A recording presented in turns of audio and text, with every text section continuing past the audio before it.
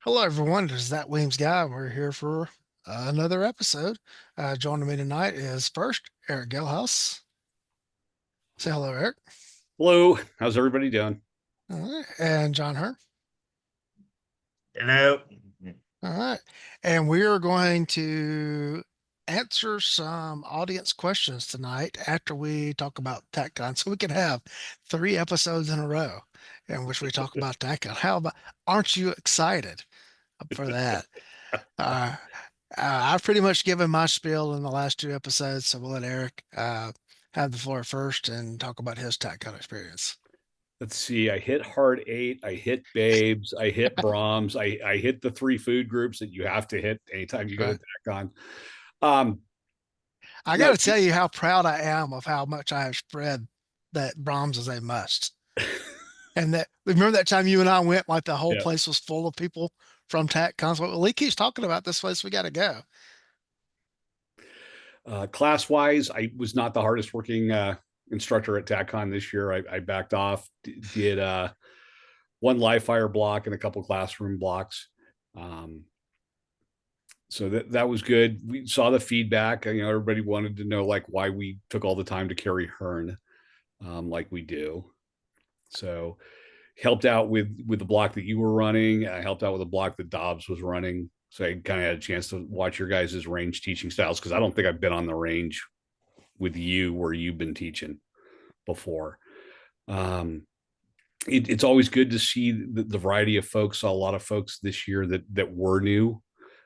Seemed like a good percentage wise, like pushing maybe around 40-50%. So that was good.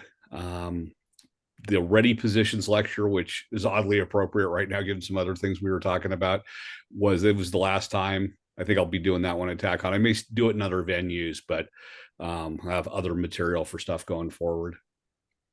Yeah. And now a man who we can't trust his opinion about ice cream because I went with him once and he ordered mint chocolate chip. And so we're just not going to value his opinion on the topic much. But John Hearn, Well, thank you.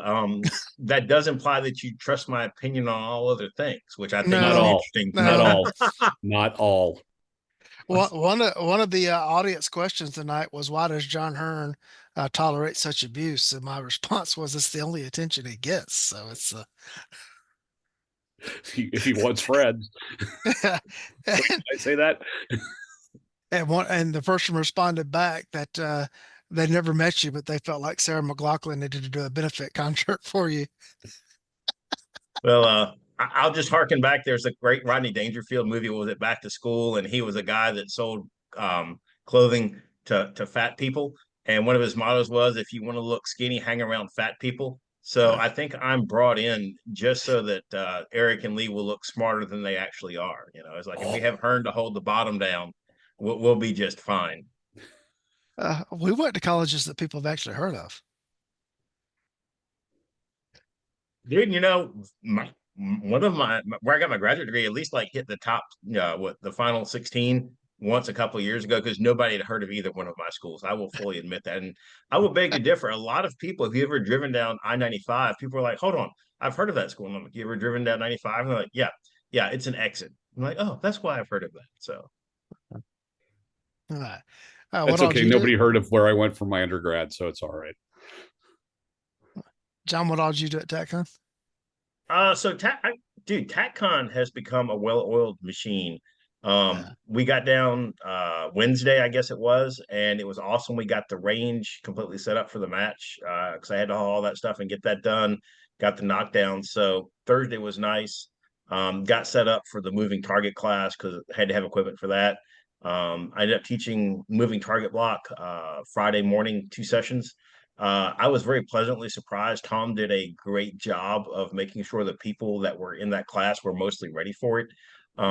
The class is about shooting moving targets, and the goal is by the end of the 2 hour block to be able to hit a moving steel target that's about 6 inches wide and maybe about 7 inches tall, which is not exactly small. And you're doing that from the safe standoff distance for steel, which is about 10 yards. And I was very pleasantly surprised. Almost everybody by the end of the time we'd worked through the material did a great job banging the target.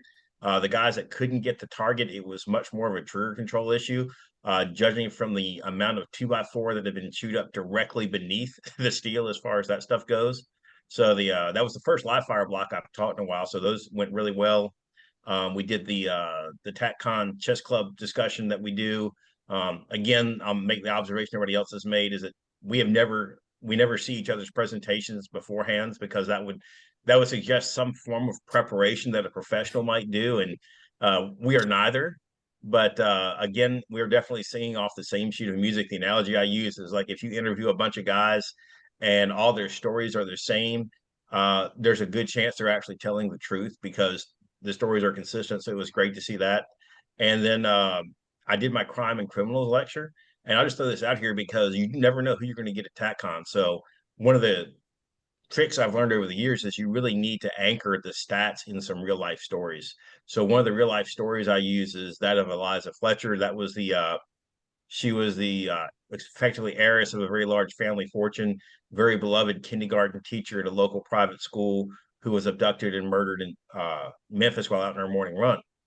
And I just finished talking about it and how the system had completely failed to protect that. And one of the guys raises his hands. It's like, "Hey, do you mind if I say something?" And I'm like, "Yeah, you go right ahead."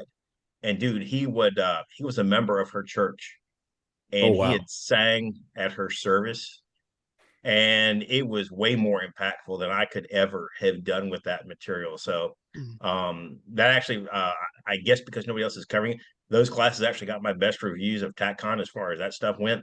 Something about being saddled with YouTube for the other one, I don't know, but it's just I think an important reminder that what we're doing here isn't necessarily esoteric. It's not theory. There are very real world Mm. implications to the concerns we're trying to address. And I think if you get over wrapped up about split times and predictive shooting, that we tend to forget what the ultimate goal is. Yeah. Well, we have to worship at the altar of the timer.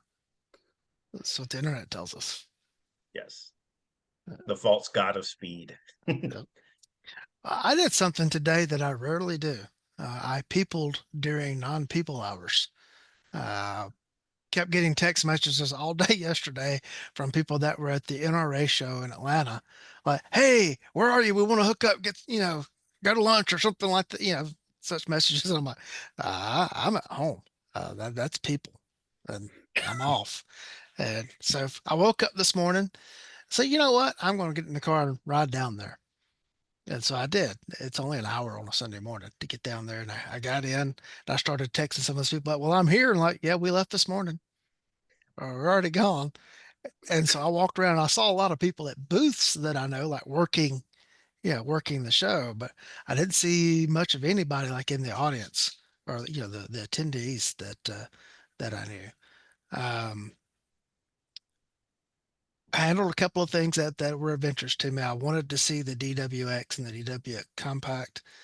And I will say that the only two things that I would change about both of those guns is a wider shelf on the thumb safety. And instead of a universal optic cut that you use plates with, I would have just gone with some, an actual footprint Hmm. for an optic on them. I do wish that the compact would have used P10C mags instead of compact 75 mags. One, because I've got probably a dozen or so P10C mags. Um, and I don't want to add another mag to that.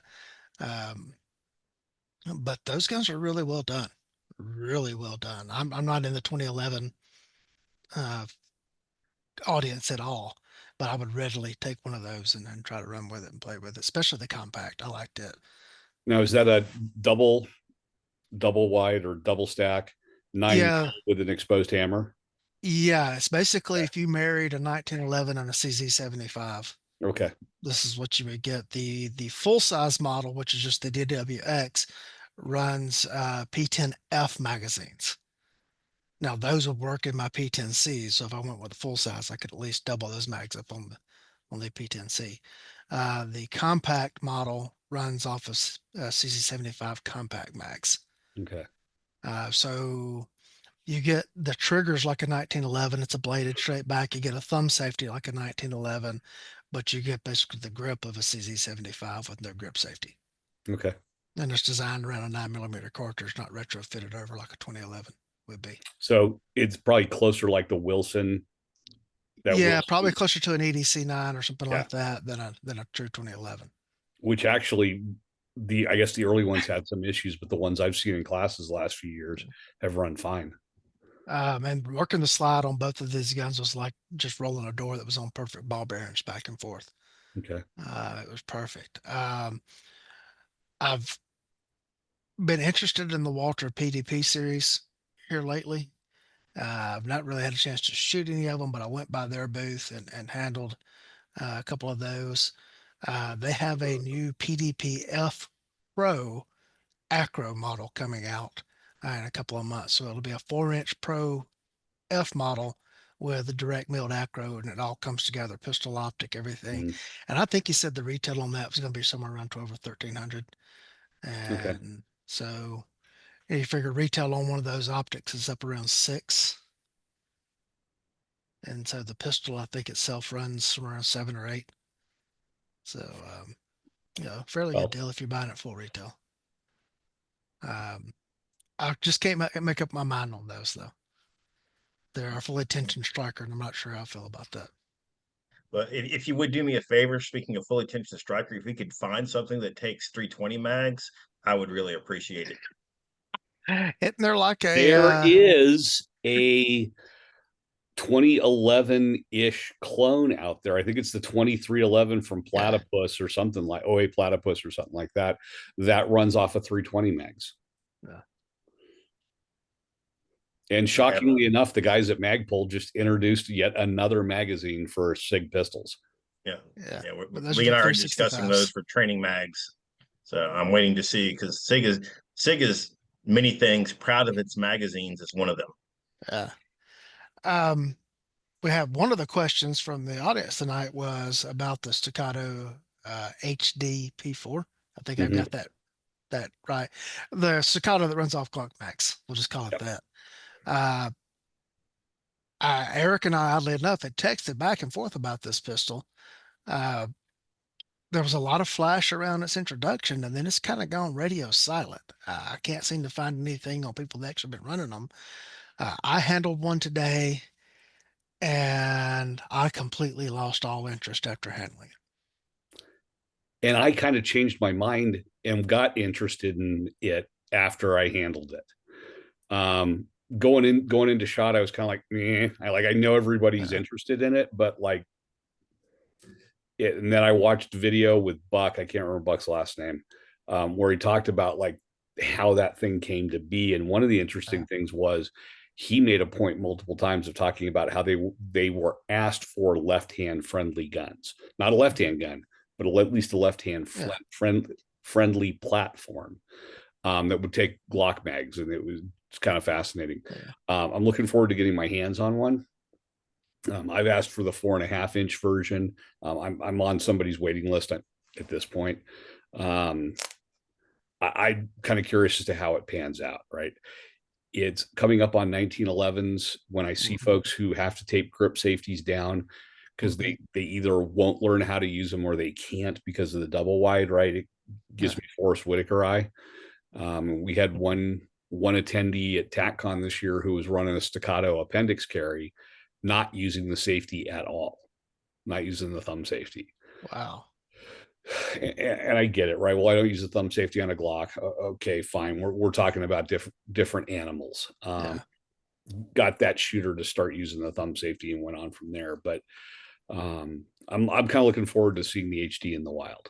I do hear bits and pieces of it, but I don't think there's a lot of them out there yet. There were two corners on it on the back of the grip, right, and basically right where the inside of my thumb wraps around the grip frame, Mm-hmm. and then where the basically where my trigger finger, index finger, trigger finger comes into contact with the palm of my hand, and it wraps around the grip frame. In both of those spots, there was a sharp edge, and I'd heard people talk about hot spots on the gun. I was like, okay, Mm-hmm. this has got to be what they're talking about. So one of the things I noticed with my staccato, I've got one of the early staccato Ps, is the back of the thumb safety on both sides was not profiled. Mhm. There was no radius to it, no rounding off. So I get the impacts from Mhm. the back, that 90-degree angle on the back of the thumb safety. For all the grief that Springfield's taken over the Prodigy, which I think is for the most part baseless. Um, the back of the thumb safety on those guns was profiled and radiused. Yeah. Uh, I wonder if you could take like some really fine sandpaper and kind of just break the edge on the script frame. I think it depends on the coating. I don't know enough about the DLC Yeah.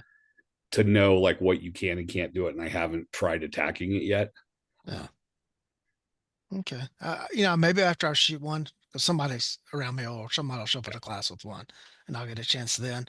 Based on just handling them today, I would take either one of the DWXs over the Staccato. Okay. Plus, I am a CZ fanboy, so you do have that going on. But the grip felt much better in the hand. The trigger was better because the trigger on the Staccato was fine too. Mm-hmm. Um, I just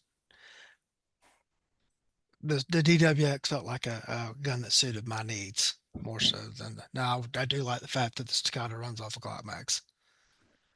Speaking of running off Glock mags, uh, Magpul booth had the new 26 size frame and the 17 size frame Mm-hmm. for the RXM. And I know they probably got like full size and subcompact names and everything, but I'm just going to say 26 and 17.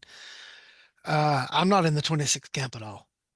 No interest in that whatsoever, especially with the 19 size slide.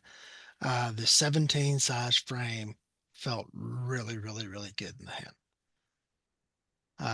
I've got a uh, basically Shadow Systems version of what a 45 would be, which would be the same thing as this full size frame on the RXM, and this actually felt better than the Shadow frame. I'm a 19 guy, but the full length frame felt better than the compact frame, I can see that. and that shocked me. Because I just normally the 19 feels so much better in my hand to me than a 17 or 45 or 22 does. So I think they said late summer is when those would hit the market. Okay. Yeah.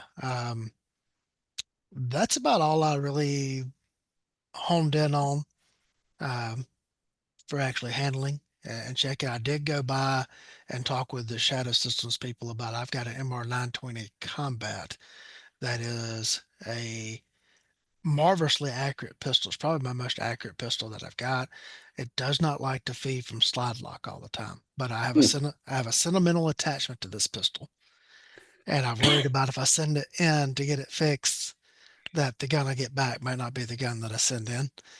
And so I talked with them about that, and they told me that um, just put a note in it when I contact customer service that I have a sentimental attachment to the gun and I do want this one back, and Right. that they would make every effort to make sure that happened. And the gun, other than feeding from slide lock on a reload, has run well with Glock mags.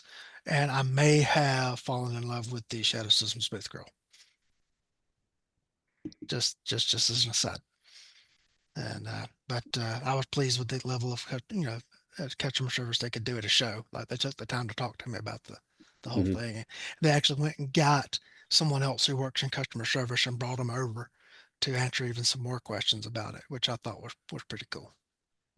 Um, Also in the Ruger booth, I got to handle one of their lever action guns that has the Magpul stock on it, and I really like that stock. I really do. My beloved 336 that I got back in the 80s in high school, I have a cut down synthetic stock on it, and I may replace it with one of the Magpul stocks. I was that impressed with it. And I finally got to handle a Gen 2 American Ranch rifle. Okay. And I've got a Gen 1 and 6.5 Grendel that I absolutely love. And so the Gen 2, uh, I could see getting one of those in 308. I could also see getting one of those in 5.56 just to take to Troll Rifle Day and outrun the rookies that are out there with their ARs and beat them with a bolt action, just because I'm that kind of a guy. I would loan you. I have one of the second gens, and I would loan you my rifle as long as you videotaped it. That's all I would ask. You have one of the ranch? Yeah, I have one of the ranches in that takes the AR mags Gen 2. It's a fine rifle. I've got it set up for my kids to hunt with or me to run Okay. with, and it's I'm pretty happy with it. It's they did a really good job. The only thing remotely quirky about it was if you have a large reserve of like classic aluminum follower 20 round magazines that you Hmm. got during the middle of the assault weapons ban, they don't like to lock the thing open. But I mean, if you Yeah. actually, use a magazine built in this century, it seems to work just fine. What optic do you have on it? I've got one of the Gideon Arms 1:8 LPVOs on it. Okay. Okay. Um, I got hooked up with Michael Branson, hooked me up with the Sure. industry bro deal on that, which Yeah. that's actually a really decent optic for the money. Next time rookie patrol rifle class comes around, I may have to invite you over just to we do that because that would have been fun. I was sitting there running the times in my head as I was shooting, saying, I could be beating that with my lever gun. I know I could do that. I think I could do it with the ranch. So that would be a fun gun. We had early on, we had guys running lever guns as a patrol rifle. Mhm. What got them was the reloads. Yeah, if you were, as long as you allowed like shoving the tube full while moving from position to position, I don't think Yeah. that would be a problem. And Yeah, because the taking actual AR shooting time, mags fixes that. The other thing I say is like, especially if you're gonna do a mag change, almost H&K it, leave the bolt open, smack a fresh mag in, then close the bolt. It yeah, reloads really smooth and fast. yeah, yeah. And I was doing that too, kind of running the times in my head of what I would probably be doing it with the bolt gun. And I know I could qualify in the time limits with the ranch, whether or not I could outrun all the rookies with it. I could outrun probably most of them, maybe not all of them. All you I need to do is burn down about 60, 75% of them with that, and you'll make the point. Yeah, I had some big talkers one class, and I showed up with a revolver. And once they saw me do one reload, like, yeah, okay, we get it. And We might so concede this point. yeah, one guy just did not believe it was possible to reload a revolver that fast. And guys, I'm not Jerry Micklick. Uh, uh, I'm okay. I don't think they thought of that it could be done that way. But oh well. So that Ruger Ranch, I know I'm kind of known for the lever action stuff. But I gotta say that my recommendation was if you wanted a manually operated utility rifle or 50 state rifle or whatever, um, that Ruger American Ranch Gen 2 would probably be my choice. I like it better than the one in the fact that you can adjust the length to pull on the stock. And I think that's the big selling point over the Gen 1. And I put a compact stock on mine, which was an extra cost because I had to get Ruger to sell it to me. So there's that. All right. We'll move on to our next question. Oh, I hung out with Brian Easterton and Dave Mark for a little while too. From Zach Fields wants to talk about changing the firearms and overall training culture at an agency. Eric, you take over. Okay. Um, it's gonna depend on the folks that are involved. It's probably more who's involved and their interpersonal skills than necessarily what they're going to change to. Um, after I retired, there was a good sized change within the use of force program at my old organization, and that was fine because that's what I had told those guys to plan for and do. Um, they went towards what we're now calling performance shooting, right? And I not back there. I'm not necessarily in a good position to understand how it went, but pretty much the folks that took over the program pushed it for that way. What was interesting to watch was how our defensive tactics program changed when I was still working and the guys there. And there was a group of younger instructors coming up, and less time on the job instructors. And they had gotten into BJJ and some of the other stuff, the other arts. And they were actively working at how does this apply to law enforcement and bringing that in. And it was a very cohesive group. that was all on the same message. And they pushed it. We were a decent sized agency. I mean, we were up to at one point 300 law enforcement sworn or sworn LE. Probably 250 was where it sat the last few years because of budgets and some of the other issues. But they were able to push that out throughout the organization and get a lot of buy-in on it just by having a unified position and everybody that was involved saying the same thing. So that would probably be the 2 points: is settle on something, be able to communicate it, and work from there. All right, John. Yeah, a bunch of thoughts here because I had very mixed results trying to do that. Um, what I found to be most effective was just to, the classic lead by example. I had a small group of guys that I was responsible for. I made it a point we're going to touch the guns once a month. I don't care if we just go and fire 50 rounds.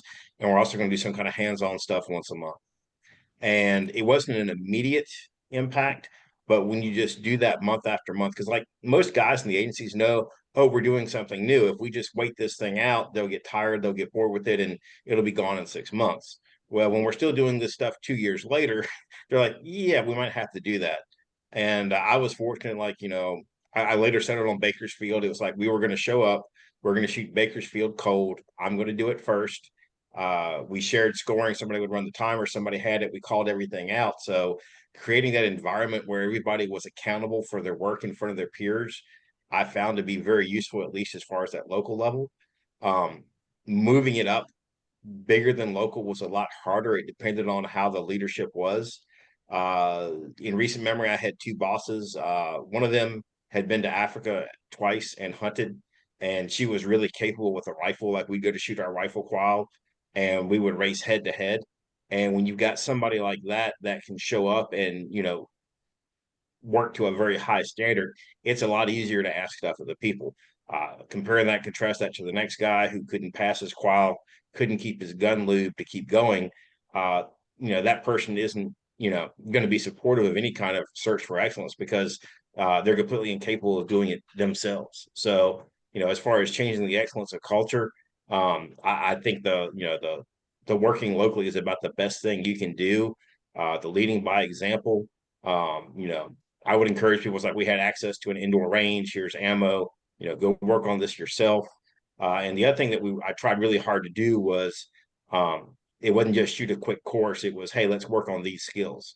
And when you started giving people something tangible, like they could see the improvements going on, like I did some work with some bill drills to get control of the gun down. And it was funny. One of my guys went back home to, I think he's from Montana or Wyoming, and he went to some kind of law enforcement shooting event and they just couldn't believe how well he shot. And he's like, "Oh, dude, this is nothing. You should see the people that I work with." So, lead by example, give them something tangible at the end of the day. All those help promote that culture of excellence. There's a great quote attributed to Jeff Cooper that talking about how, excellence is an individual pursuit, and ultimately people are going to have to decide that this stuff is important enough for them to do. The gentleman who asked the question, I used to shoot matches with him, and he's done a good job bringing in outside trainers to his organization, and he's also gotten his folks to get out and start shooting matches. Now, not everybody in his agency is going to shoot a monthly match, but he's gotten a fair number of them to at least show up at local matches and work from there. The county he's in has hosted for the last at least few years a law enforcement centric handgun match as well. So it's not something you would expect out of the type of agency he's with, right? But he's done a really good job trying to work on that there. So I can give him credit for it. I think the biggest obstacle you're going to have is the agency qualification because anybody that can shoot and pass a qualification automatically assumes that they know everything there is to be a pistol. So, like, the biggest obstacle you're going to have is convincing folks that just because they passed the qualification, which we all know is, people argue that, qualification courses aren't good. They're not doing what they're supposed to. And I would offer that the qualification courses are doing exactly what they're supposed to, which is allow people who received very mediocre training to begin with and never practice any firearm skills have a qualification that they can show up and pass handily so they can go immediately back on the road. So again, the standards we set ourselves, one way or another are going to be important, which in hindsight, I think that's why the whole Bakersfield thing was so important. Was it's like, hey, look, this is the agency qual. We can all, put up 95% of the agency qual. This is a real test. Here's the history. Here's the background. Right. And having a reasonable standard that's anchored in reality, I think, is hugely useful, because the state qualifications aren't going to be that. I think it comes down to three things. Uh, Comes down to administrative buy-in. It comes down to the personalities involved, and Mhm. then it comes down to what you were just talking about with the qual course. Well, why do I need to do any better? I qualified, and I'll talk about them in that order. So help me remember them if I forget where I was going with that. Um, Administrator buy-in. I was brought into the sheriff's office as chief deputy uh, with a specific stated goal from the sheriff to shake up the culture of the agency, specifically as it went to training and standards. And I directly oversaw that for 12 years as chief deputy. Um, I had the sheriff's full support in everything that I was doing, to the point that you can go to any class you want to as long as you bring back the material. He backed me up on some tough calls that we had to go to, so decisions we had to make.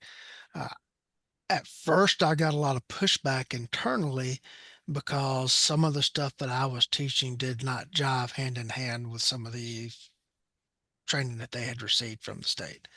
And while the philosophical approach that had been in place wasn't bad, it just wasn't the best.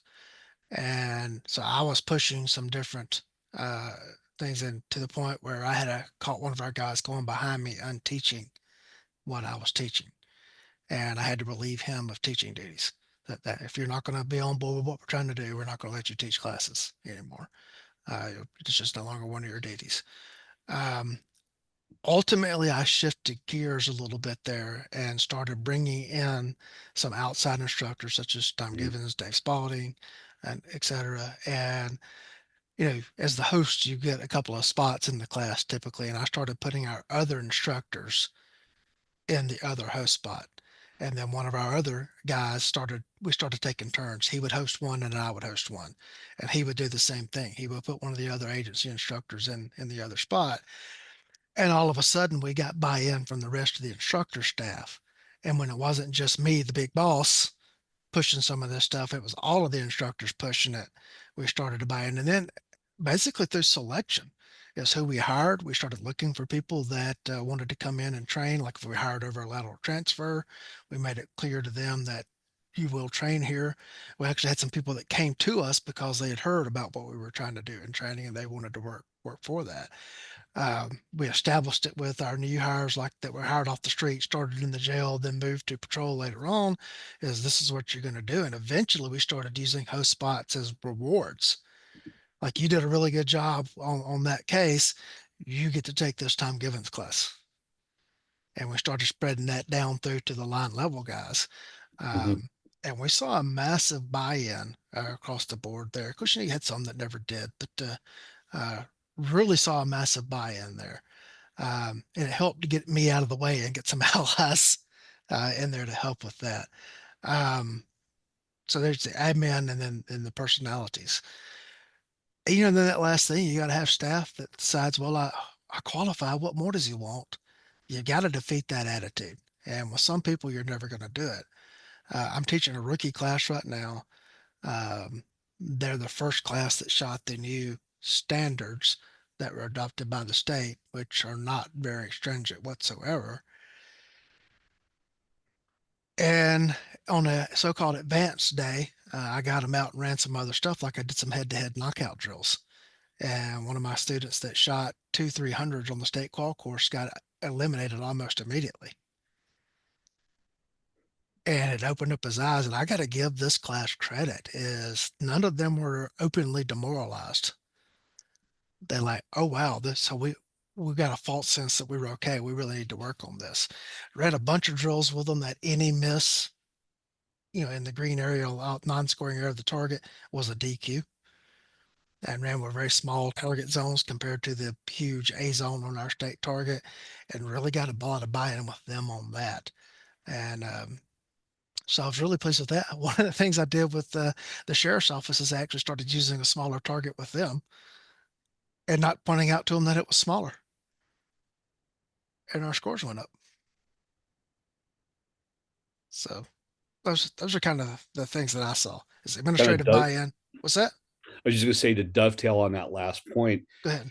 it is interesting when folks see what I'm going to use good is as Yeah. opposed to what they're used to. Yeah. Um, we had there was a federal special agent in attendance at TACON, and I won't say Mhm. any more than that. Yeah. I'd had them in a class back in December. Family member kind of twisted their arm to get them to Yeah. go, and it was interesting to hear the feedback, right? Because this person had been through a very well known federal academy with a firearms package, and it was like they're like, "Whoa, I'm actually now seeing what good looks like." Yeah. And the motivation to actually start doing dry practice and putting in more time and effort was interesting. Yeah. A few of the things that I did with this class is we have to get stuff approved, and the qual course or any portion of the qual course is pre-approved. So I pulled sections of the qual course out, and instead of shooting it against the part time, each person shot it individually on a running Yeah. clock. And we did a time plus. If you put one in the B, it added 2 seconds to your time. And if you put one in the green, you were DQ'd. And that turned out to be a lot of fun for the cadets. And what they want to do is they want to run it multiple times, and suggested that we do that for future classes and kind of keep a running score sheet of that. And I shot it too along with them, so they got a chance to beat me. And as that goes, none of them did, but they had a chance. Um, we ran the hits 2 second standards, and we did that on a turning target system. And actually, we did it the first time we did it on an individual timer, and then later we ran it again on the turning target system with a 2 second par. And that was really fun and really opened up a lot of their eyes. And I got a lot of them now that are coming up and saying, we want to do more classes with you. Everything since we graduate, can we keep getting together and training and shooting? And so I'm actually looking at starting a study group in the area, trying to line up some places for that. But Yeah. as everything, time becomes a factor. And once they all get out on the shifts and everything like that, getting them all together at the Oh same yeah. place is going to be hard. Yeah. Hmm. The other thing I'll throw out real quick on the topic that I did, and I'm not saying everybody can, is I was able to write my employees' evaluation criteria, and I actually put their. I've learned that after the first year, I put their qual scores in their evaluations, Yeah. and I quickly learned that I started scoring them by their lowest because we shot, low light pistol, pistol, low light pistol, shotgun, and rifle. I quickly learned that they're going to be judged by the lowest score they put up because their averages are always going to be good. So all of a sudden, they had a lot more skin in the game because there was the potential for time off there as well. So I think carrots and sticks are Yeah. Mhm. really the solution to that. I'll throw in something there too is on just overall training culture. Georgia has what is called the senior deputy program. You have to be a certified jailer, you have to be a certified peace officer, and you have to complete 2 different modules of courses and then a certain number of advanced hours. And I got a 10% raise tied to those. The county commissioners backed me on that. We have an intermediate and advanced certification ladder as well. That's a 5% raise. And we went with the senior deputies being more money because, one, it was tied to being a deputy sheriff rather than being a peace officer. Right. And you had to have the both the jailer and the peace officer certification. And I had been pushing the classes, pushing the training, and was getting not a whole lot of buy-in on it until the county put the money on it. And I had one person that had completed the whole thing, and they immediately got the 10% raise. And after that, as Forrest Gump would say, shrimping got easy because the guys, they really started showing up to the classes. And then on the training guy that I had at the time, he and I would take turns. Like we would start, he would teach the class at 7 in the morning. I would go back at 11 and teach it again.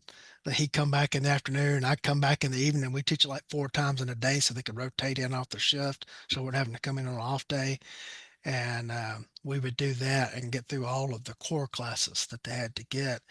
And it was fun. The chairman of the county commission actually really supported that to the point that he was calling me, "How many more are we going to get this year?" Really excited about it. Oh, And good. that 10% pay raise, they did it as, say, like if you're a regular deputy, was just deputy. If you got your advanced, you went to deputy one. If you got your senior deputy, you went to deputy two. Well, if you were a deputy two and you got promoted to corporal, you actually went to corporal two. And that stayed with you all the way up through captain. And so it had an impact on what their retirement would be if they stayed that long and everything else. So they got an immediate pay bump and then the long term benefits of it. And that created a culture in and of itself. Is there was Hmm. became an expectation of you will get your senior deputy, and the agency supporting it like we did um, was pretty well received by the troops. All right. Next question, and this kind of goes back to teaching a class at TACCON or something like that, but also I guess agencies and any other class you can teach as well. How do you manage a wide skill gap in class? And this comes from Graham Haley. How do you keep the most skilled participants engaged while also keeping the less skilled participants safe? Interaction with them, and then finding the way to push that dude or dudette, right? So we've talked about the drill where you double the shots but stay within the same time frame. You start pushing them on that, right? You get the guy, like, for example, we'll go with the gentleman who asked the question, Graham. Solid dude. All right, we're going to push you on the time standard on it, and we're going to accept, a widening of the group and everything else, but we're going to make you work harder or work on a smaller target, right? While continuing to work with the other students and bring them up to the point while still giving him something to go after. And that's going to come from, you got to interact with the student. You got to look at what you're seeing performance wise, and then find the way to push them on that. John? Some of that I think comes from some advanced planning, depending on what you're doing. I didn't realize it at the time, but like the target that I use in cognitive pistol, I've got the 8.5 scoring zone, 8.5 by 5.5 inch scoring zone that I like, but I also dropped a 4x6 in there. And I just did it on a lark to begin with, but I found it to be very useful in that class. So, for instance, I can hold different people to different standards. So, when I had Spalding and Bucky in a class, I made sure that they were on opposite relays, and it's like, congratulations, you guys get the 4x6, right? Some other ways is, I always try to give everybody something they can work on to improve. And you just have to appreciate the fact that for somebody that's a complete newbie, there's probably going to be a lot of stuff they can improve on, and it's not going to be very granular. On the other hand, somebody that's pretty squared away, you may be looking at, hey, when you go to clear your cover garment, you're coming back just a little bit too far. If you just clear the cover garment and just drop straight on the gun, you can save yourself a tenth. That's all I've got for you. I can save you a tenth here. So having some plans in advance for what's going to happen are very useful. The other thing is that sometimes the class is what the class is. And if you end up with a bunch of people who can't really absorb all the material, like I kind of know where, on the lesson plan we are. And it's like, dude, we may only get 66% through the lesson plan for 2 days, Mm-hmm. but realistically, that's all they can take. It would do no good to try to cram that last little bit in because it's not going to do any good. If you're just going to be pouring water on concrete, you probably just need to stop wasting the water. I think you have to have skills that are attainable across the board for the class, but you also have to provide individual challenges for the ones that are of higher skill sets. And so that seems like the HITS 2 second standards. Okay. You all have the skills to pass this without not DQing. As long as you don't miss a shot, you're not going to DQ. But what you can do versus what the next guy can do might be different. Mm-hmm. Or like the time plus thing we ran with the thing. All right, you've all proven you can pass the qual course. So this shouldn't be over your head. But let's run it against the runner timer. Of course, that psyched some people out. I didn't get 100% people passing that. I had some people that DQ'd on that because they put shots in the green. Um, it just depends. on your subject matter. In my open enrollment classes, I tend to attract a specific niche of student, and I don't really have to worry about that a lot. In my government sector classes, that's a common thing. Yeah. It's such a widespread student body, and again, you have stuff that's challenging to everyone, but is attainable to everyone as well. Uh, Teaching at an event like TACCon can be very challenging on that. When you have people that show up and you have to stop what you're doing to work with someone for safely getting the pistol in and out of the holster. And you've got a whole class full of people that are, they're ready to rock.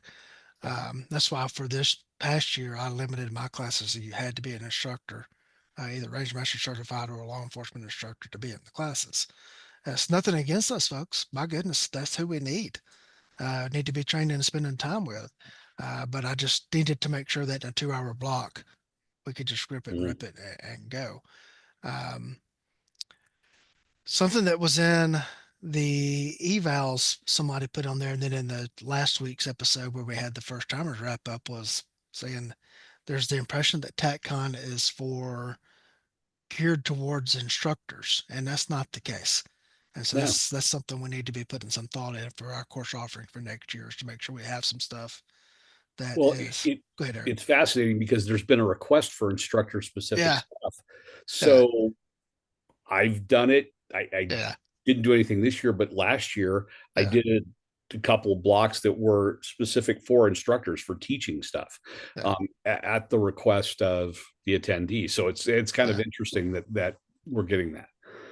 I had several people thank me for making the classes have a method, a barrier to entry, so to speak, Mhm.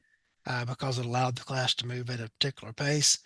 In the overall evals, there were quite a few people that were like, "We want more of the instructor development stuff."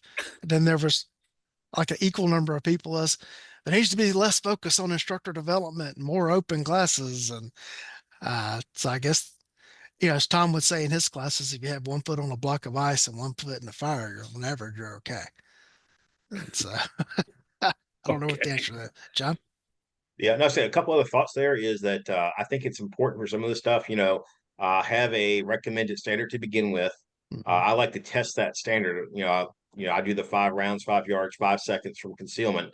And I can pretty much tell you based on the results of that after a little warm up and stuff like that, how the class is going to go. I just count up the number of misses I have on the targets. Mm-hmm. And it's a remarkably solid way to predict that. Again, some other planning stuff, we're talking about the TACCOM blocks, uh, holstering safely, reholstering. Those are the big issues. So my solution to that was just simply to work everything from the ready and tell Mhm. people from the beginning, this is not we're not drawing quickly or anything like that. We're not rushing back to the holster. So sometimes if you're worried about things like people's ability to use the holster, just simply eliminate it based on what you're trying to accomplish. Because, realistically, if I'm trying to teach you how to hit moving targets, nothing requires that you be able to work from the holster. So, don't push your luck there as far as that goes. The other thing that I do is I warn people early when I'm talking, because we all know that I love to talk. It's like some of you find out that your skills are not where you want them to be. So part of my handout for my open enrollment classes is like a roadmap. It's like if you're not happy where you are, find where you are on this chart where your current skill level is, and then work the drills till you get to the point that you're happy with. All right. Eric, any other thoughts on that? No. All right. Our next question comes from Everett Schneider, and this is kind of getting back to gear. How was the new aim point Glock Koa doing? If you haven't experienced it, Eric, for those of you that are on audio, is holding the slide of a Glock with an aim point Koa on it. So, Eric, I like it. I the friend DA thing didn't really kick in. The folks I know at Aimpoint like really held their mud on not talking about it much mm-hmm. beyond like, yeah, we have a new optic coming. Yeah, Um, had a chance to look at it. It shot mostly on Glock 48s. At TACCon, I had a chance to shoot Wayne Dobbs, one of Wayne's mm-hmm. guns. He's got the full spectrum of all the Glocks with the Koas on it. So I had a chance to shoot one of them a couple of times. Yeah. Liked it. Went out and bought my own on Thursday and had it on the range on Friday. Um, it's smaller than an acro. I think it's a better mounting system. I was really happy with the Acro's mounting system, which is why I'm not an engineer, right? Because I didn't come up with anything like this, but I think it's a solid system. I'm hoping that there's at least two other companies that are talking to Aimpoint and Glock about whatever they have to do to get the approvals, the buy-offs to adopt this and start pushing stuff out shot next year with it. Um, Folks complain about the size of the Acro and it being big. It is. It's a duty optic. It's not a concealed optic. This is closer to concealed, but what you will see is it does have the edges, right? Being a mailbox shaped optic, it has the edges. And interestingly, and at some point I'd like to talk to somebody at Aimpoint about this, it angles back. Yeah. If they were creating more of an edge. I don't, it will be a bit of a concealment challenge. I just don't know how much of a concealment challenge it will be. Why did I go with a 19 versus a 48? I don't have a 48, so I don't have magazines or holsters for it. I've got a few Glock 19, so I've got plenty of magazines and holsters for it. It's not going to be a carry gun for me. It'll be a teaching gun. John? The other thing, I haven't had a chance to play with it, but I've been trying to crack the code on the whole red dot thing, and I am hugely appreciative of the low deck height on the new optics. I Mm-hmm. think that just the fact that the deck height is pretty much there. If you don't need suppressor height sights, if you're moving to the dot from irons, especially if you're a pretty decent iron sighted shooter, that seems to be a lot of the solution. That and thanks to Eric, I learned just a lot of occluded optic work. I finally am, I was feeling pretty good about the red dot stuff after Eric's class in December. Shot Pressburg's class a couple weeks ago. So, that red dot stuff is coming along, and I think you really need to try to find an optic that mounts as low as possible to make that transition as easy as possible. Yeah. This, I don't know if you can see this, but this does sit pretty low in the window. I haven't measured them, so I'm not sure how close they are to stock sights. They don't look terribly high, much higher than a stock sight, stock front and rear sight on it. The one complaint I have heard about the iron sights on this is that they don't have any tritium or color into it. I don't see the need for tritium on the backup sights for these, but if you want to color them, get some primer paint, get some fingernail polish, and you can put color on the front sight. They do sit very low in the window, though. I know that one other iron sight company will be working on Koa sights. Ameriglow. Yes, well, since you said it. Well, no, that was a guess. I Yeah. don't have any inside information.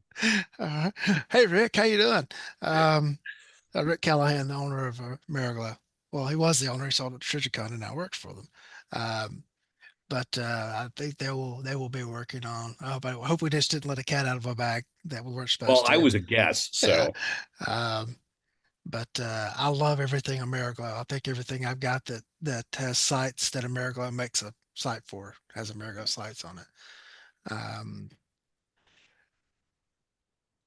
As far as the Koa goes, I have not fired any live rounds with one. I've handled a 43X with one. Uh, I handled, I think a 17 is what Wayne had with him mhm. at TacCon. I handled one of those. I handled a 19 today, but they had the anti-theft leash attached to it just to the perfect place to keep you from getting a two-handed firing grip on it. Um, while the body of the optic is smaller than an acro, the field of view is better, in my opinion. Not I having think the because battery, go ahead. no, go finish off and I'll come back. Not having the battery on the side of the optic and it being in the tray, I think gives you a much clearer field of view. And then the housing is half as big as what's on the acro. I like the direct mount capability. It aggravated me to no end that you could get a Glock 45 with a direct milled optic, but you could not get a Glock 19 with a direct milled optic. And it just, I used to wear out every Glock employee I knew on a monthly basis on that. Why?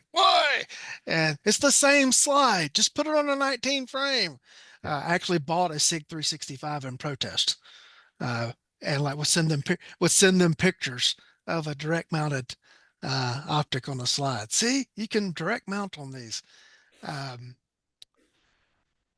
I don't haven't bought one yet, but I probably will end up with one eventually. I had initially planned on getting one and making it my regular everyday carry gun, a 19, due to some, let's just say, organizational things. I'm not allowed to do that. Um, it's okay. I was a boss. I made decisions too. Yep. And so I'm going to be carrying the 45 with the Acro on duty. But so that kind of lessens my need to get the 19 with the Koa right now.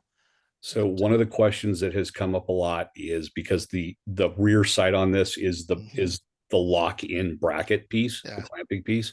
So at this point, it is a non-adjustable. It's not even drift adjustable yeah, rear.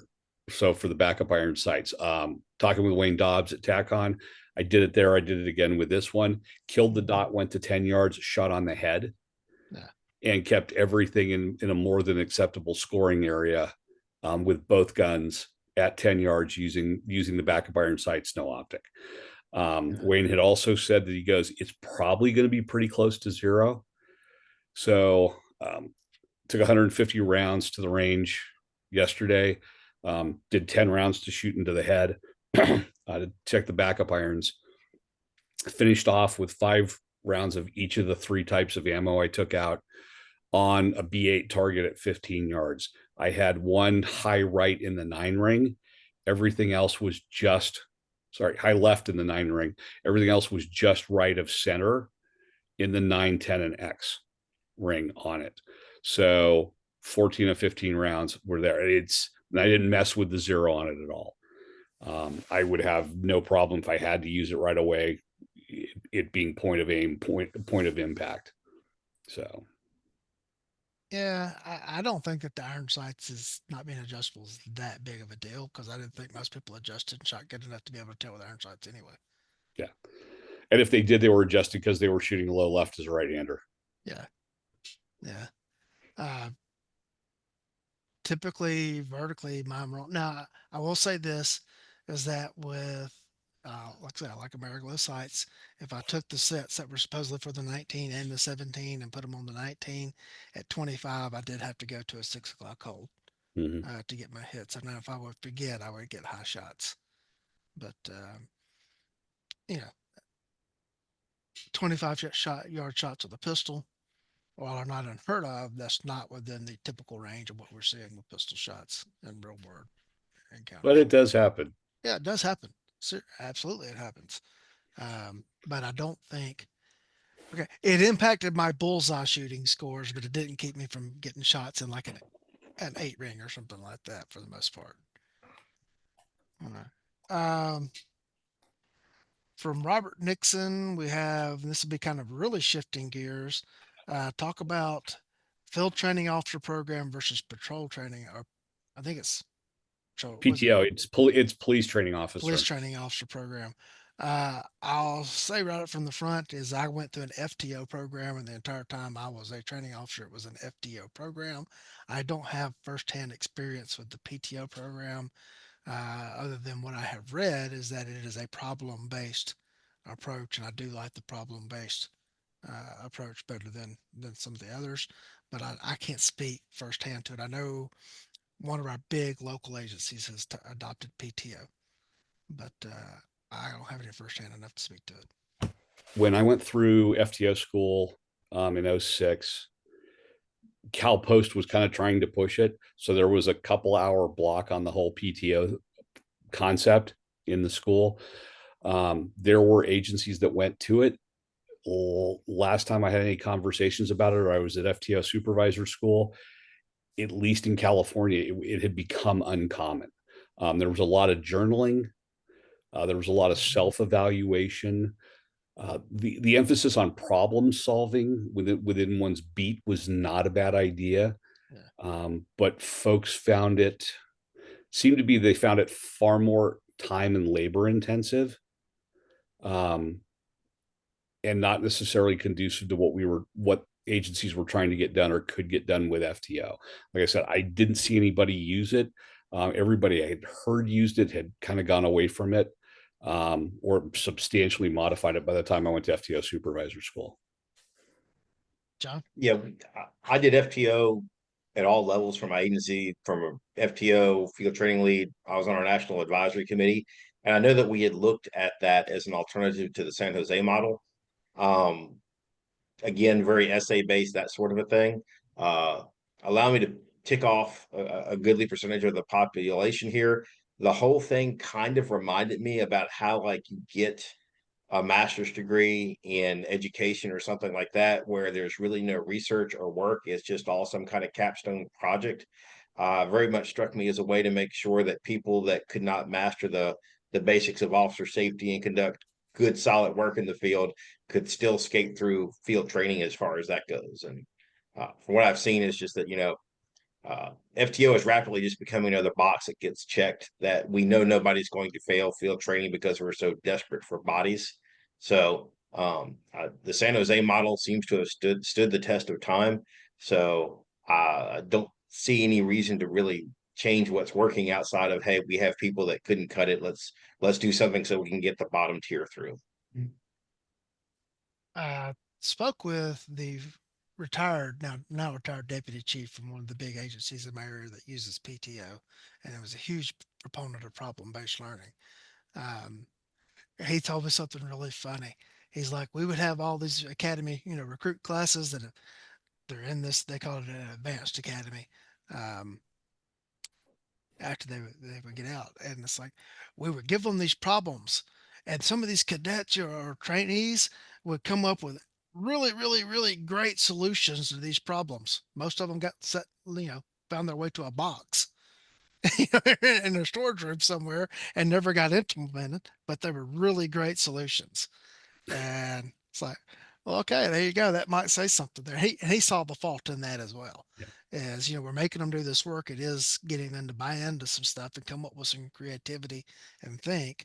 But unfortunately, um, some of their good solutions just never got put to implementation. Yeah. You almost need to have a separate part of the department, Hmm. be it a supervisor or a couple folks who are taking those good solutions and starting to push them out as best practices. Yeah. All right. We had a question. Let me scroll back over.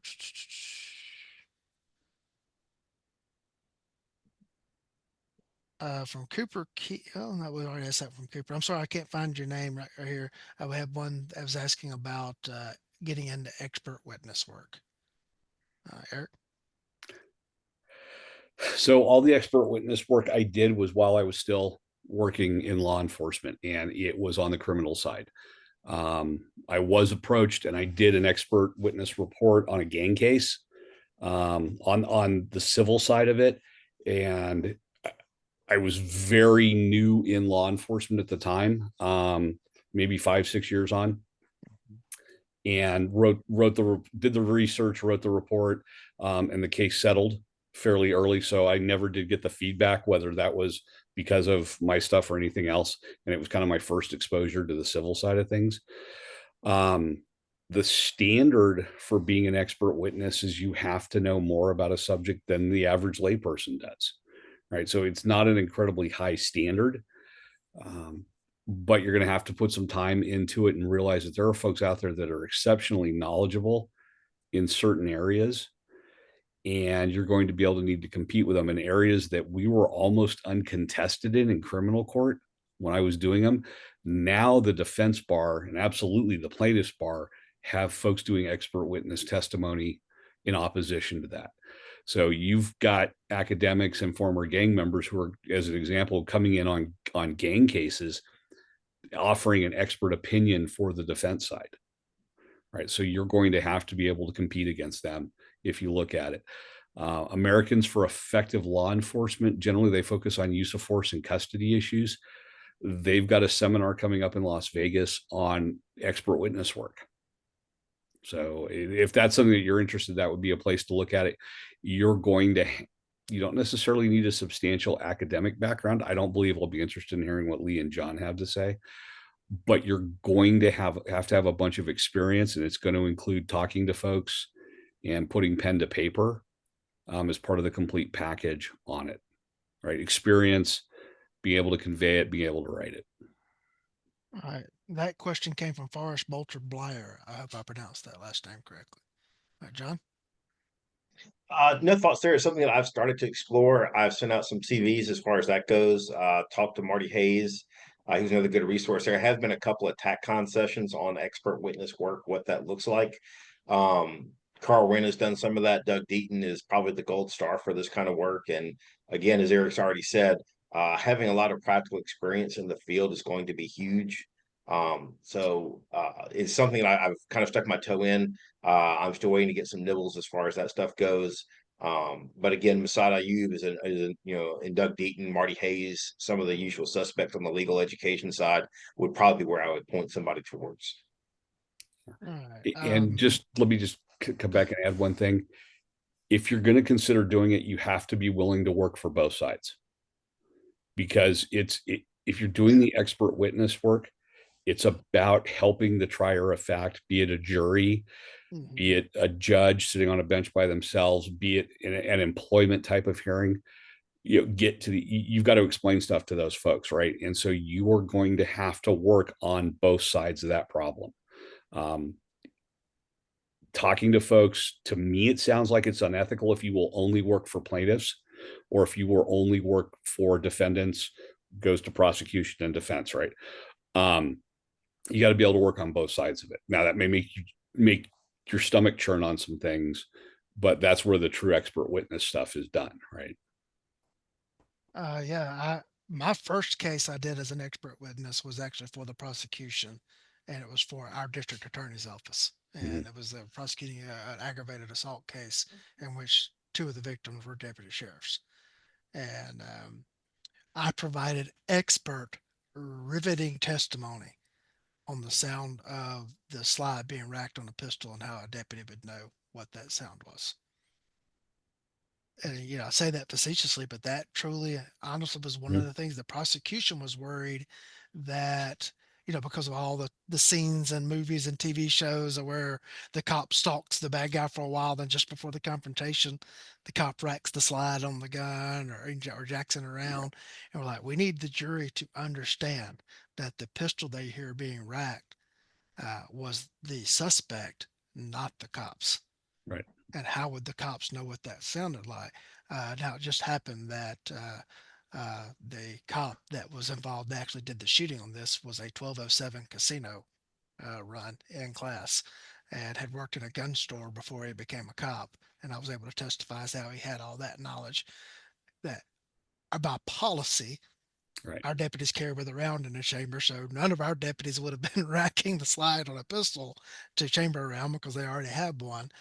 Um, and it's funny that something that mundane and trivial to us gun guys Mm-hmm. actually became an issue in a court case. I have testified for the defense in a murder case, which did not endear me with the district attorney in that judicial circuit whatsoever, because I felt that the guy was wrongly charged. Um, Now, I got that case because the public defender that was representing this guy was an indigent client. There was no budget for them whatsoever. The defense attorney handling this case had been a cop, and we had worked with each other for 14 years before he went to law school. And he reached out to me. He's like, I got a client that's in need of help. Can you look at this? And I took that case for the fee. They bought me a Diet Coke, and I testified to that on the stand. Um, Most of my other stuff has been not in the courtroom itself, is it just providing guidance to attorneys, Yeah. like giving them an opinion on, okay, this is maybe what happened, or answering questions and filling things for them so they could better serve their client. Yeah. I have not done anything officially in the civil realm. Everything's been in a criminal. I did consult in a civil case. I don't know what ended up happening, but it was with as far as it went to trial, and that was all coming down to uh, a case where the instructor ran the students through a quote get off the X drill where they had to move laterally, and a student fell and was injured, and was trying to claim that drill was outside of the norm. And so I provided a statement to the attorneys that no, that would be within the norm. And I don't know what the end result of that case was. But One area, and this is going to be law enforcement centric, that mhm, I think is probably going to pick up more is association versus organization mhm, concerns related to potentially failure to train. yeah. And like have going in and defending officers, like, no, you can't expect the officer to do that if they weren't trained to do it. Mhm, And you guys didn't supply that training. And also trying to explain stuff in, I don't know if Skelly is a national term or if it's a California term, but a Skelly hearing, right, a disciplinary hearing where it's mhm. looking at some substantial discipline up to and including termination, um, and explaining issues within that venue. And that's actually where I'd be interested in doing work rather than necessarily on the criminal side. Yeah, I think the age old question is how do you get started in it, Yeah, and it's really going to come down to you getting a lawyer to hire you. yeah, And how do you go about whether you go around and introduce yourself to lawyers, whether you send curriculum vitae to them, and a cover letter saying, hey, these are my areas of expertise if you need a witness in this regard. And then once you get hired, and get your name out there and start getting a couple of cases, it'll start to pick up, I would think, based on what I've seen for the witnesses that show up in trials. Like yeah, there's a guy that is a professional witness against the intox machine, and he travels all around the country testifying in DUI cases for the defense.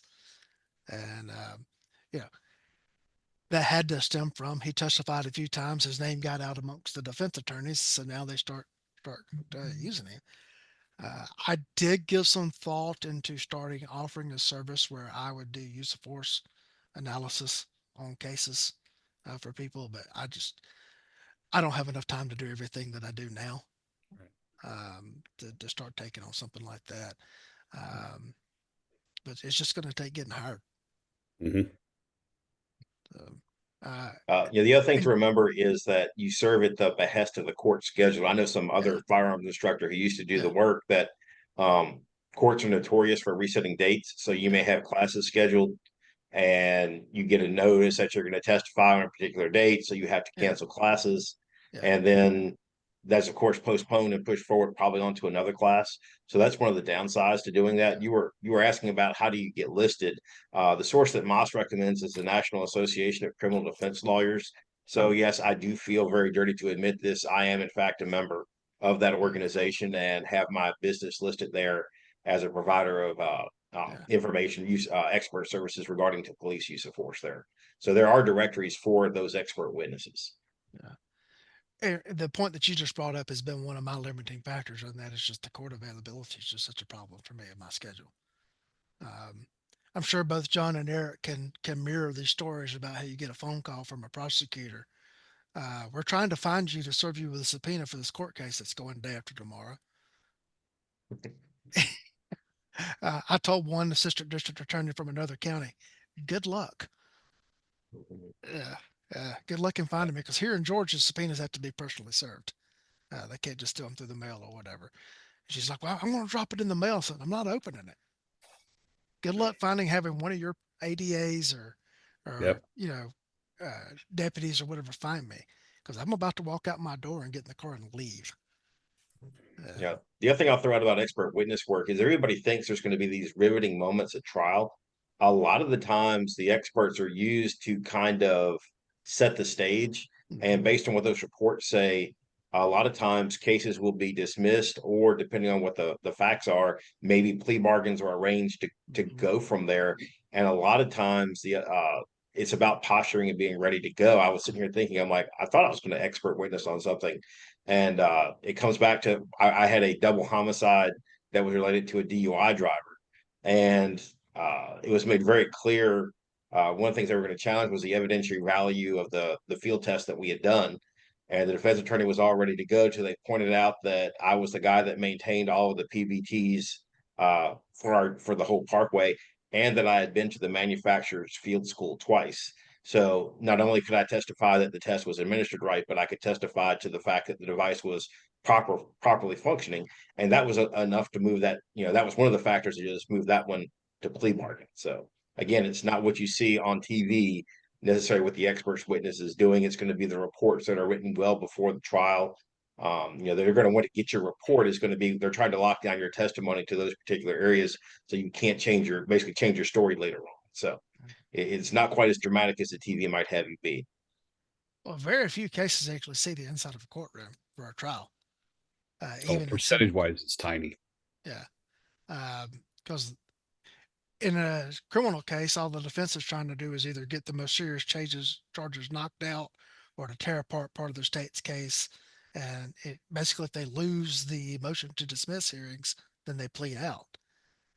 And then on the civil side, they're negotiating the whole time. And so very few of them actually end up in front of a jury. Um, think that was all the questions we had in the group for tonight. Uh, any burning issue you would like to discuss, Eric? Well, I think the one thing that we did discuss was that whole Chat GPT Oh yeah, critique of the photo of the three of us. Oh, wow. John, you want to be finding that while Eric talks about it? I've got it. Yeah. Okay. Oh, okay. Well, can I've you already share the got it. photo though, or at least tell the audience what the photo looks like, and then you can So, tell what Chat GBT said. so the photo is taken in one of the tents at TACCON. It's during the Our Favorite Studies block. It's taken from probably about halfway back inside the tent, and it shows the attendees from behind. It shows Lee standing up with his fingers kind of like up in a peace sign. I am in between Lee and John. I'm holding on to a cup of coffee. It happens to be the slide with the contact information for me and my company, Cougar Mountain Solutions. And then there is John. Nina ran the photo through Chat GPT or one of the AI generators, and she came up with about 4 different descriptions of the photo. She shared one of them publicly. I have the others, and they're a little bit harsher than the one that she shared publicly. Those need to be texted to us immediately I after. will get them to you guys. Okay. I'll get them to you guys. Lee should splice in the photo at this part so it makes sense. But I will read what Nina did. And so she had first posted it within the TACCON group and then took it out and shared this. And here's her post. Since this photo already provided much fodder for captioning fun, I thought it would be a good candidate for a Chat GPT roast. Let's go. Quote, first off, this looks like the most intense TED talk about backyard grilling techniques ever. 3 dads, 1 projector, and a crowd that's either here to learn about tactical survival or how to properly season cast iron. Jury's out. The guy in the middle is holding that coffee cup like it's the source of all of his wisdom. That's me. You just know there's black coffee in there, no sugar, no cream, just raw, bitter authority. Meanwhile, the guy on the right, Hearne, is giving strong, I forgot what I was going to say, but I'm going to pretend I'm thinking deeply energy. Maybe he's contemplating life, or maybe he's trying to remember where he parked his truck. And a shout out to the guy on the left, that's Lee, throwing up a peace sign or trying to order 2 beers from a non existent tent bartender, hard to tell. The real MVPs, though, are the audience members. A beautiful collection of camo hats, shaved heads, and flannel. It's like a Bass Pro Shop had a family reunion. Also, major props to the event planning committee who said, let's hold a tech presentation in a tent where the projector screen competes with every stray sunbeam for dominance. All right, is it up on the screen for you guys? It's up on the screen now, yes. Okay. That is a remarkably accurate description. Lee's trying to mimic Point Blank or Point Break, was it? Like, Utah, give me 2. I think I was saying 2 to somebody asked, and I was like, the answer was 2. But, And if you've ever seen me order coffee, it's a pink umbrella drink, right? There's nothing black about my coffee. It straight up looks like something you would have in a tropical paradise. I like the raw bitter authority comment. Yeah. Yeah. Yeah, that was. I'm Yeah, I kind was of. very skeptical about AI, but after that analysis, I'm really scared that apparently Skynet is here. Yeah, Oh, wait till you read the others. Skynet has become self-aware. That is for certain. Yeah. And one of my coworkers may have found out about this whole ChatGPT roasting photos things, and we've been having quite the non-productive time of it, roasting each other's pictures with it, and so that's been pretty fun. What's weird now is some of the group texts we're in, Mhm. there's like an AI explanation of what's there. Like, you're like, wait, what? Where did that go? And then you realize, oh, that's an AI generated Yeah. summary. Yeah. All right. And it's been posted to the That Weems Guy show as well now, if Okay. on the Facebook group. All right. Well, I will try to remember to make that as the cover photo for this episode. It When should he be. has that. He has that. Eric, anything else that you would like to discuss? No, I can't think so. I think we hit on the questions that were asked. Mhm. In your throat for the AMA or AUA, ask us anything. Uh, Um, John, anything? No, not at this time. Nothing else to pontificate on at this moment. Although you never know what's going to pop into my head. All right. Eric, what do you got upcoming? So next weekend, I will be up in the Boise, Idaho area teaching pistol mounted optics instructor. And then I don't know if it'll be a one-off class. I'd like to do this one again, off-duty concealed carry for law enforcement. It was a request from folks in the area. Mid-May, I'll be up in Western Washington at Firearms Academy of Seattle in Alaska, doing a one-day pistol mounted optics foundations and then 2-day reactive shotgun. Going and taking a class here towards the end of May from K Clark in the greater Salt Lake area. June, I'll be in Illinois and Indiana. Shore Gallery Range outside of Chicago's looking at bringing me in for a couple of evening sessions and an afternoon session. And then I'll be headed down towards Terre Haute, Indiana for pistol mounted optics foundation and practical application. And then July is a big sweep around Washington again for 2 weeks. All right, John. All right, so I'm training this month. I was at, as I mentioned earlier, no fail rifle and no fail pistol out at Meat Hall 2 weeks ago. Those classes were excellent. I'm actually in my hotel room down here outside of Birmingham, Alabama. I've got Dustin Solomon's 2-day class on the neuroscience of teaching shooting as far as that goes. I kick off later this year. There's a class on the books in lovely New Orleans. It is in July, but that is on an air conditioned indoor range. So it's a chance to bring the family on vacation and get to teach some shooting. August, I'm in the Minneapolis, Minnesota area for lecture and shooting courses. I'm starting the process of trying to get my stuff post certified. So, despite Minnesota's best efforts, those classes are post certified. Then September, I'm teaching combative pistol, but I'm also doing my lecture just outside of the Philadelphia area, probably an hour and a half outside of New York City. So if you need, people that need good training, I'll be there. September, I got classes in Martinsville, Indiana. November, I got stuff going on out by Oklahoma City. November 22nd, I've got the first 2-day iteration of my self-defense carbine. I've done the 1-day stuff before. This will be a 2-day version of that out at Ed Monk's place. And I'm actually starting to book 26. So if you're that far out, I'll be in Lakeland, Florida for January of 26 as well. All right. Let me just kind of dovetail on that. If you're interested, right, if you guys are out there interested in hosting one of us or other instructors, the sooner you can kind of start to set dates, because people are pushing into next year already. I've got 4 things on calendar for next year. It would really help. Also, if the trainers you follow, if you see their classes, please share them. It increases the reach. And that's whether it's ours or somebody else's, right? I'm trying to share classes of friends of mine in the industry when I see their stuff popped up, just to increase the reach on it. And if you want to go take a class, sign up for it sooner rather than later. There's a tendency right now, because of the economy and everything, and I get it, to kind of hold off last minute. But the problem is, at some point, folks start to hit there, I got to cancel this because I can't justify the trip for not enough students. So the sooner you can lock in a class, the better it's going to be for everybody, right? For the people that want to attend it, for the instructor to be able to get there at a reasonable way. Thanks. Yeah. I'll be presenting at a Girl and a Gun this coming week, so there probably won't be a show next week because I'll be on the road for that. Um, And then the three of us and John Holston had the Connected Conclave the last weekend in October. And yes, folks, we are working on the web page and the registration links and everything for that. That is in progress. But that's the last weekend in October at Red Hill Range in Martin, Georgia, which is up in Northeast Georgia.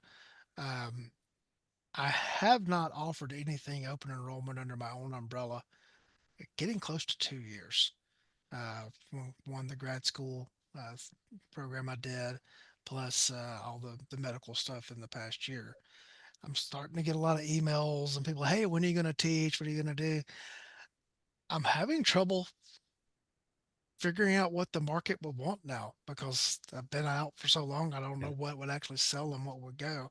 I've been working on some stuff that would be up under the Rangemaster umbrella that I feel pretty confident in.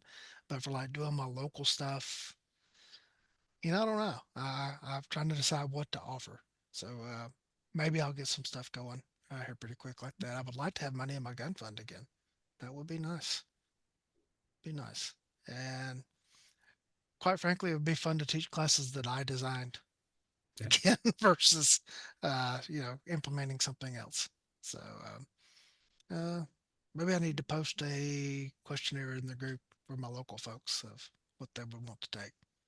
But the magnificent Steve is on me about just do something because you're not going to come if you don't do anything. So I need to get that done. Speaking of the magnificent Steve, he is recovering well from his heart surgery here. So hopefully we'll all be back up to speed here pretty quick.